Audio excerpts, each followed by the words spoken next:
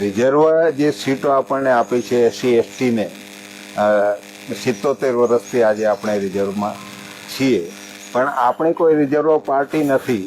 એટલા માટે આ બદમાશ લોકો જે દેશ પર અત્યારે રાજ કરી રહ્યા છે, આપણા કરતાં વસ્તીમાં કંઈ નથી, એ આ દેશના માલિક પણ નથી, પણ આપણે રિઝર્વ પાર્ટી નથી બનાવતા. એટલા માટે એ લોકો અંદર મેન્ડેટ આપીને આપણા જે નેતાઓ છે એમને હું ગધેડા જ માનું છું.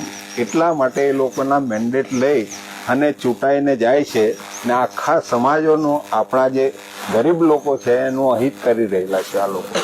એને હું રાજકારણી માનતો નથી, એક જાતના સોદાગર છે. અને અત્યારે ગધેડાઓની ભૂમિકામાં એ લોકો હોય 77 વર્ષથી. એટલા માટે આને કોઈ ફાયદો થતો નથી.